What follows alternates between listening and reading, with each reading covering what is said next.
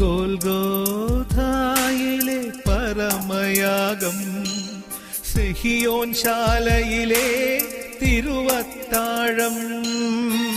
Kesariya Philippi. പത്രോസിന്റെ വിശ്വാസ പ്രഖ്യാപനം നടന്നിടം. സുവിശേഷകന്മാർ പറയുക ക്രിസ്തുവിൻ്റെ പരസ്യജീവിതത്തിൻ്റെ നേർപകുതിയാണ്. അതുവരെ അത്ഭുതങ്ങളിലൂടെ അടയാളങ്ങളിലൂടെ താനാണ് ദൈവപുത്രൻ മിശിഹ എന്ന് തിരിച്ചറിയാനുള്ള മാർഗങ്ങളായിരുന്നു. അത് കഴിഞ്ഞ് കർത്താവ് ചോദിക്കുന്നു, ജനങ്ങൾ എന്ത് മനസ്സിലാക്കി, നിങ്ങൾ എന്ത് മനസ്സിലാക്കി?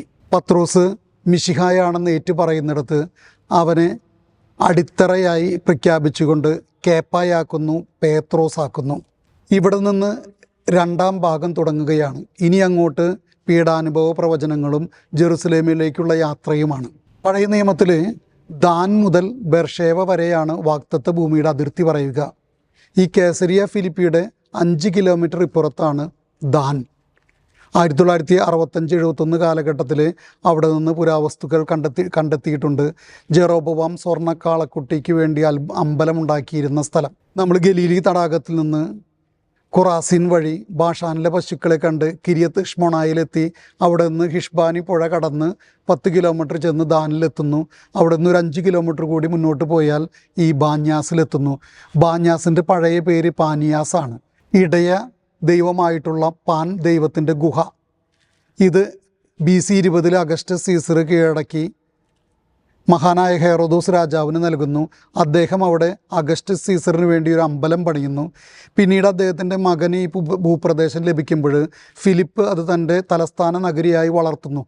എന്നിട്ട് അതിന് അഗസ്റ്റസ് സീസറിൻ്റെ ബഹുമാനാർത്ഥം കേസരിയ തൻ്റെ പേര് കൂടെ ചേർത്ത് ഫിലിപ്പി എന്നാക്കുന്നു.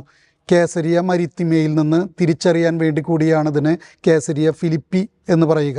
ഇവിടെ നമ്മൾ കാണുന്നത് വലിയൊരു പാറ. പാറയുടെ അടിയിൽ നിന്നൊഴുകുന്ന ബാന്യാസ് ഉറവ, ജോർദാൻ നദിയുടെ മറ്റൊരു ഉറവയാണത്. ദാൻ ഹിഷ്ബാനി ബാന്യാസ്. ഇവിടെ അഗസ്റ്റസ് സീസറിൻ്റെ അമ്പലം, പാൻ ദൈവത്തിൻ്റെ അമ്പലം, കുറേ നീക്കകൾ, മറ്റു പല ദൈവങ്ങളുടെയും അമ്പലങ്ങൾ, ഏറ്റവും അറ്റത്ത് ഭൂമി ദേവിയുടെ അമ്പലം, ഈ പാറയ്ക്കപ്പുറത്ത് വിജാതീയ ദേശം. ഇതിൻ്റെ മുമ്പിൽ നിന്നുകൊണ്ടാണ് പറയുക, നരക കവാടങ്ങൾ ഇതിനെതിരെ പ്രബലപ്പെടുകയില്ല. കർത്താവിൻ്റെ സഭയ്ക്കെതിരെ എന്നും പ്രതിസന്ധികളുണ്ടാകാം, ആക്രമണങ്ങളുണ്ടാകാം. പക്ഷെ ഒരിക്കലും അവ വിജയം കാണുകയില്ല. കാരണം ഇതിൻ്റെ താക്കോല് കെട്ടാനും അഴിക്കാനുമുള്ള അധികാരം പത്രോസിന് നൽകി, ശിഷ്യന്മാർക്ക് നൽകി. ബാന്യാസ് നമ്മുടെ മുമ്പിലും വയ്ക്കുന്നത് ഈ ഒരു ക്രൈസ്തവ വളർച്ചയുടെ ചിത്രമാണ്. പിന്നീട് അവിടുന്ന് അങ്ങോട്ട് ക്രിസ്ത്യാനികളുടെ കേന്ദ്രമായിട്ടത് മാറുന്നു. 325 നിക്കിയ സൂനകദോസിൽ ഫിലാക്കലോ എന്ന് പറയുന്ന ബിഷപ്പ് പങ്കെടുത്തതായിട്ട് പറയുന്നു. എവ്സെബിയൂസ് തൻ്റെ ചരിത്രത്തിൽ ഇവിടെ രക്തസ്രാവക്കാരി സ്ത്രീയുടെ ഒരു പ്രതിമയുണ്ടായിരുന്നു എന്ന് പറയുന്നു. ഇതിൻ്റെ മുകളിലുണ്ടായിരുന്ന പള്ളി സെൻറ്റ് ജോർജിൻ്റെ പള്ളിയാണ്. ഇന്ന് അത് മോസ്കാക്കി. എൽ ഖാദർ പച്ച പ്രവാചകൻ, അത് വിശുദ്ധ ഗീവർഗീസും ഏലിയ പ്രവാചകനുമാണ്. ബാന്യാസ് നമ്മുടെ മുമ്പിൽ വയ്ക്കുക. എന്തൊക്കെ വെല്ലുവിളികൾ നേരിട്ടാലും മിശിഹായെ തിരിച്ചറിയുന്നവൻ, മിശിഹായുടെ മാർഗത്തിൽ ചരിക്കുന്നവൻ, അവനെന്നും വിജയം സുനിശ്ചിതമാണ്. ദൈവപുത്രനെ തിരിച്ചറിയുക, ദൈവിക വെളിപാടുകളിലൂടെ ജീവിക്കാൻ സാധിക്കുക, അതൊരു മഹാ സൗഭാഗ്യമാണ്.